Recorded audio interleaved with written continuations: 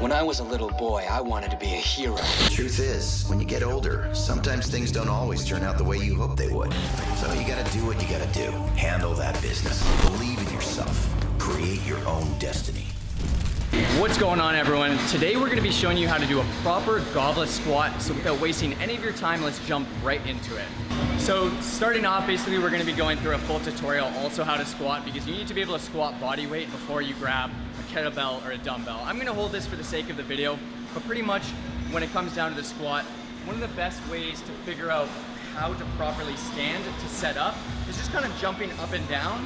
And then that way you're going to be able to pretty much figure out what the proper positioning is and where your body wants you to actually be. You know, so pretty much you can see here, this is my proper goblet squat position. That's exactly where my body wants to be. It's a very easy way to figure it out. You know, sometimes people are just way too wide, it's uncomfortable. Sometimes people are too close, so just jump up and down, figure that out, and you're good to go, okay?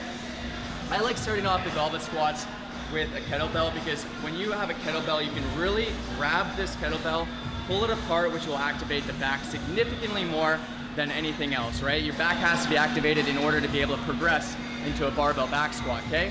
So from a side angle, pretty much just finding my position, keeping that chest up, okay? A lot of times, we'll go over the common mistakes after, so I'll just show you proper form now.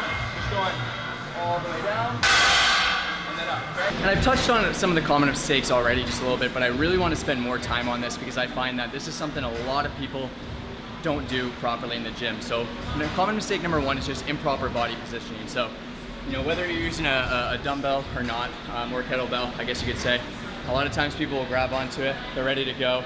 They're just pushing their hips back, they're doing a bit of a hinge, they're leaning forward, they're going all the way down, and then up, okay? This is not a squat, this is a hinge, this is a tremendous movement that you must be doing, but for the squat, it's definitely not necessary, right? As I was showing you before, you gotta keep that chest up, keep that similar torso angle as well as the shin angle, and then you're good to go, okay? So it doesn't look like this, you're not pushing your hips back, you're not leaning forward, you're keeping that chest up.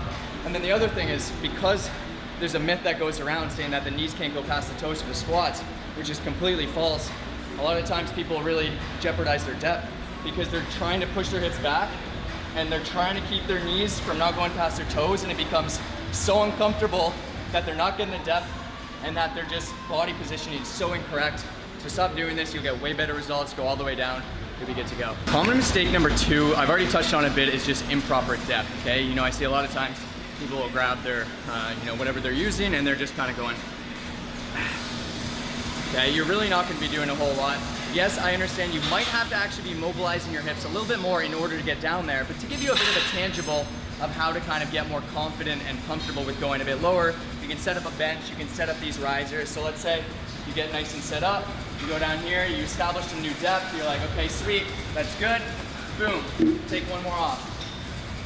Remember, you're always pulling this kettlebell apart, keeping your back activated. You don't always have to stick with a kettlebell, but for the first little bit, it's definitely essential to understand how to use your back properly. Okay, so just keep going lower and lower, okay? There's gonna be a certain point where you start to kind of curve inwards and your back starts around. That's when you realize that, okay, probably shouldn't be going lower. You definitely don't have to go ass to grass, but it's important to realize that you can go lower, you know, get comfortable, and it does stimulate way more muscles and gives you way more bang for your buck. And last but not least, I feel like this is one of the most important, these are all very important, is just improper feet mechanics and just utilization of the foot. Okay, so everything starts with the very bottom, goes all the way up to make sure that you're just doing proper form, you're moving right. So a lot of times people come in here, they're wearing running shoes. Running shoes, in my opinion, are like squatting on a mattress. Would you squat on your mattress? Probably not. So ditch the running shoes, get some flat shoes, or just go barefoot, and you're gonna do a way better job, and it's gonna just be way more natural.